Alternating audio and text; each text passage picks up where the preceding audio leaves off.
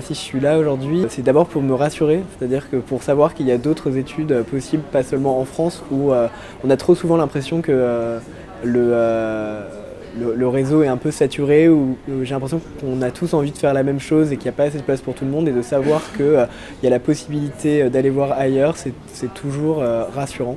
C'est là-bas que je vais faire mes études de management. Au niveau de l'hôtellerie, etc. Parce qu'ici, si on veut faire de l'alternance, c'est beaucoup de pistons.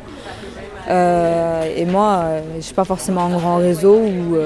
Voilà. Là-bas, c'est comme je l'ai compris, qu'on n'a pas besoin vraiment de pistons, c'est au mérite que ça va en fait. Mais j'aimerais vraiment me spécialiser dans la communication, et c'est pour ça que là je venais voir aujourd'hui pour des masters en communication, notamment à l'UQAM, où il y en a un qui a l'air pas mal du tout, et c'est vrai que ça a l'air beaucoup plus accessible, tout en restant très... ça a l'air d'être un très bon niveau, mais ça a l'air plus accessible que des masters de communication à Paris, ou qui sont très demandés, et au final où on ne rentre pas, quoi. Je suis déjà allée au Québec une fois et franchement Montréal ça m'a vraiment intéressée. C'est vraiment une ville qui bouge beaucoup et j'ai envie de voyager, j'ai de la famille là-bas, donc je me suis dit que ça serait une bonne opportunité pour bouger de la France un peu, voir quelque chose d'autre. Pourquoi le Québec? Mais vous savez pourquoi le Québec? Parce qu'ils viennent nous chercher. Et c'est vrai que moi c'est le deuxième salon un peu international que je fais comme ça, et la présence du Québec elle surpasse la présence d'autres pays, et on a l'impression que c'est beaucoup plus facile, je pense, à cause de la barrière du langage, même si au final il y a des universités à Montréal qui sont des universités anglophones.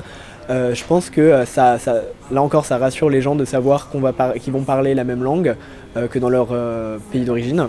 Je pense que beaucoup se disent que ça doit être un peu comme ici, tout en étant là-bas. J'ai envie de partir le temps de mes études, c'est environ 3 ans, quelque chose comme ça, 3-4 ans environ. Parce que d'avoir un diplôme au Québec et revenir ensuite en France, je pense que c'est une bonne chose. J'aimerais bien faire l'illustration dans la mode et de la rédaction aussi. Et donc, je ne sais pas si je resterai au Québec pour travailler, mais pourquoi pas. J'ai envie de vivre là-bas, j'ai envie d'étudier là-bas. Je sais pas, je trouve que mon fiancé est parti là-bas, alors il a une excellente expérience là-bas, donc je veux partager cette expérience et voilà. Et vous pensez que professionnellement, c'est intéressant aussi de partir au Québec? Alors moi, on me dit que oui, et que c'est vraiment the place to be, quoi.